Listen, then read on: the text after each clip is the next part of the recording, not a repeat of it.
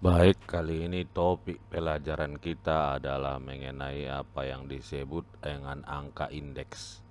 Angka indeks adalah suatu nilai numerik yang digunakan untuk menggambarkan atau mengukur kinerja atau prestasi suatu individu, kelompok, atau entitas dalam suatu bidang atau area tertentu.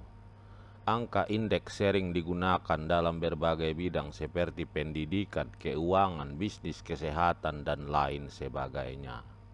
Angka indeks biasanya diperoleh dengan melakukan perhitungan atau perhitungan berdasarkan kriteria atau parameter tertentu yang sudah ditetapkan sebelumnya. Parameter tersebut dapat berupa hasil tes, angka-angka keuangan, statistik kesehatan, atau indikator kinerja lainnya. Misalnya, dalam bidang pendidikan, angka indeks seperti indeks prestasi kumulatif atau nilai rata-rata rapor dapat digunakan untuk menilai kinerja siswa. Sedangkan dalam bisnis, angka indeks seperti ROI, Return on Investment, atau Return on Asset, ROA, dapat digunakan menilai kinerja keuangan suatu perusahaan. Dalam penggunaannya, angka indeks memberikan informasi yang berguna untuk membantu pengambilan keputusan, penilaian kinerja, evaluasi kinerja suatu entitas atau individu. Namun perlu diingat bahwa angka indeks hanyalah satu dari banyak faktor yang perlu dipertimbangkan dalam mengambil keputusan atau menilai kinerja. Tidak boleh dijadikan satu-satunya dasar dalam pengambilan keputusan. Nah, jadi dari sini bisa kita ketahui bahwa angka indeks di sini sudah bisa digunakan sebagai untuk alat menilai kinerja dan mengambil keputusan. Tapi ingat, itu hanyalah satu faktor ya. Jangan kalian gunakan sebagai menilai dalam nanti mana tahu kalian jadi pengusaha. Nah, kita lihat dulu contoh-contohnya ya. Satu, indeks harga konsumen. Nah, ini sering digunakan kalau sehari-hari kalian baca, umpamanya Presiden Jokowi mengumumkan inflasi negara kita naik 0,5% katanya. Inilah itu indeks harga konsumen. Di sini dia mengukur perubahan harga-harga rata-rata barang dan jasa. Nah, mengapa kita tahu ini perlu? Karena kita bisa tahu berapa berubahnya harga barang dan jasa yang sedang berlaku, dan ini dihitung biasanya diumumkan pemerintah berdasarkan bulan. Pamannya di bulan April, kemarin itu Lebaran, Hari Raya Idul Fitri, berarti IHK atau inflasi tentu naik ya. Itu contohnya. Nah, yang selanjutnya, ini paling penting, umpamanya indeks kepuasan konsumen. Ini sering dipakai ya kalau umpamanya ada yang swalayan besar seperti Transmart ya, ini mereka membayar konsultan untuk melihat berapa puas konsumen mereka ya. Jadi ini seringkali kalau kalian pandai membaca ini, bahkan ini diumumkan setiap bulan di majalah-majalah bisnis ya, mana perusahaan yang paling tinggi indeks kepuasannya. Yang ketiga contohnya indeks pembangunan manusia. Ini juga ya. Ini paling sering diumumkan ini sama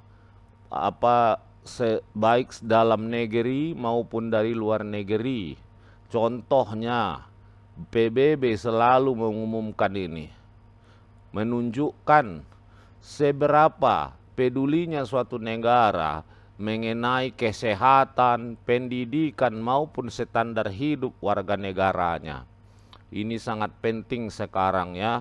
Nah, ini kalau kalian lihat sekarang ini selalu diumumkan, bahkan menjadi ukuran atau indikator kinerja dari seorang pejabat pemerintah, ya.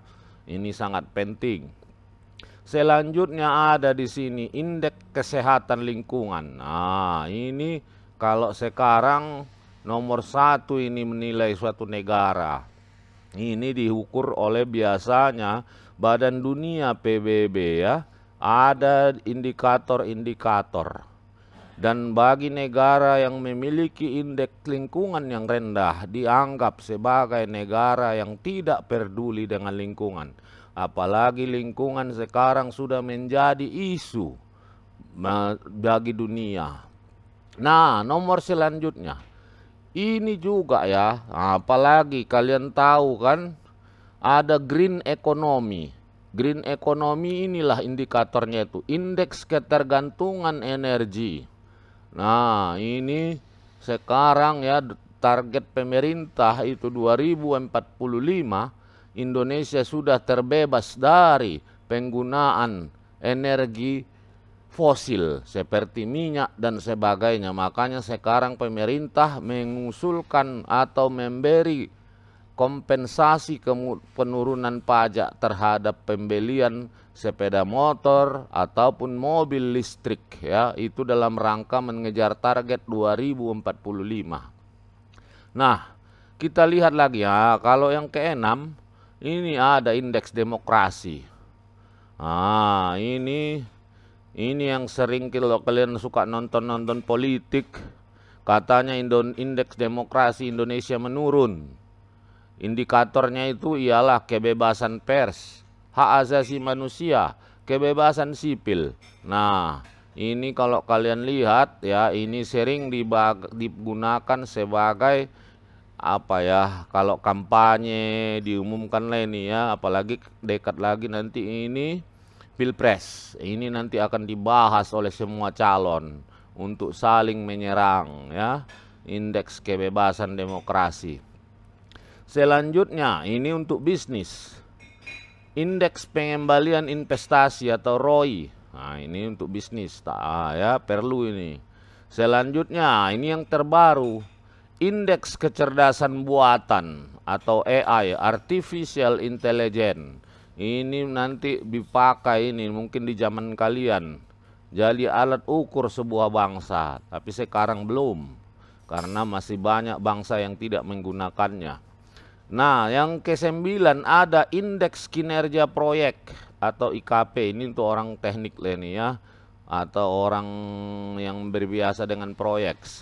Nah, ini ada terakhir indeks kompetitif global. Ini mengukur daya saing sebuah negara di pasar global. Nah, ini juga perlu sebetulnya, cuman kita tidak akan pelajari. Saya hanya akan mengajarkan dua.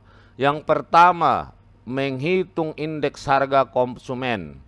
Yang kedua, menghitung indeks harga kepuasan konsumen, ya. Yang lain itu bisa kalian cari di Google. Pertama, contoh soal. Periode Januari-Maret 2022, indeks harga konsumen suatu negara naik sebesar 2,5%. Ini artinya apa? Inflasi naik 2,5%. Nah, ya, dari bulan Januari-Maret. Jika pada bulan Januari IHK adalah 150.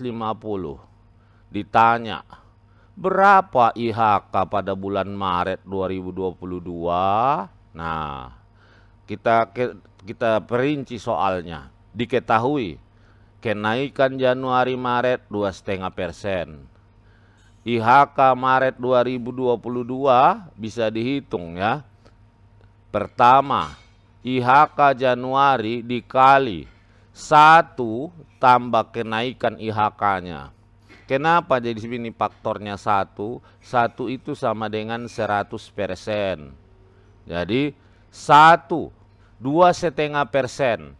Kalau desimal 2,5% dirubah ke 100. Ini pindahkan komanya 1, 2. Berarti 0,025. Nah, ya, supaya dia ditambah dengan 1. Ini desimal ke persen. Nah, 150 ditambah 1 tambah 0,025 menjadi 150 kali 1,025, dapatlah 153,75. Jadi, inflasi atau indeks harga konsumen pada bulan Maret adalah 153,75. Nah, itu contoh soal 1. Kita bikin sekarang contoh soal 2 ya. Contoh soal 2. Indeks harga konsumen. Ini ada penjelasannya, bisa nanti kalian baca sendiri. Soal kedua, sebuah kota. Jadi jangan kalian kira inflasi diukur hanya di negara. Di setiap kota ada. IHK atau inflasi Januari 2023 adalah 180. Bulan Februari, ini lebih terperinci soalnya. Harga bahan makanan naik 10%. Transportasi naik 5%. Berapakah indeks harga di bulan Februari? Ini tadi sedikit berbeda. Kalau tadi variabelnya cuma 1. Dia tidak dikasih tahu apa yang menyebabkan kenaikan. Kalau di sini dikasih tahu yang naik makanan dan transportasi. Jadi kita lihat, kita baca lagi, kita hitung IHK Februari. Jadi dia merupakan IHK Januari dikali 1 tambah harga makanan, harga transportasi. Nah, jangan lupa kalian kuncinya selalu rubah desimal ke ini angkanya ini persen, terbalik saya. Persen ke desimal supaya bisa masuk ke rumus ini. Masukkanlah dia 10% itu 0,1, 5% itu 0,05. 1 tambah 0,1 tambah 0,05 menjadi 1,1,5. Kalikan dengan 280, dapatlah 207. Jadi, tingkat indeks harga konsumen bulan Februari 2023 adalah 227. Itu ya. Nah, sekarang kita masuk indeks kepuasan konsumen. Ini sangat perlu. Kenapa saya bilang? Nanti kalian tamat kuliah, kebanyakan kalian pasti bekerja di bidang pelayanan ataupun bidang penjualan atau sales. Nah, kita lihat contohnya. Sebuah perusahaan, tingkat kepuasan konsumennya ada pada 100 konsumen yang disurvei menunjukkan 60 konsumen puas, 30 konsumen biasa-biasa, 10 konsumen tidak puas. Hitunglah indeks kepuasan konsumennya. Nah, jadi kalian lihat di sini. Indeks kepuasan, jumlah konsumen dibagi dengan jumlah kepuasan seluruh konsumen. Saya ulang ya. Jumlah konsumen yang puas dibagi dengan, ini soal sebetulnya matematika anak-anaknya ini. Cuman agak dipersulit bahasanya. Jadi tadi 60 puas, 30 biasa-biasa, 10 tak puas. Berarti yang puas lah yang dihitung. 60/100 kali 100%, berarti 60%. Itulah indeks kepuasan konsumen di perusahaan tersebut. Kita buat lagi satu soal yang berbeda. Sebuah restoran survei kepuasan pelanggan tiap bulan. Januari puas 80, Februari 90, Maret 85. Hitunglah rata-rata. Kalau rata-rata gampangnya ini. Bisanya kalian ini. Bagilah 3. Totalkan bagi 3. Dapatlah dia. Rata-rata kepuasan konsumen mulai bulan Januari hingga bulan Maret adalah 85. Demikian saja, mudah-mudahan bermanfaat, bisa kalian gunakan di kehidupan kalian di dunia maupun di akhirat. Terima kasih.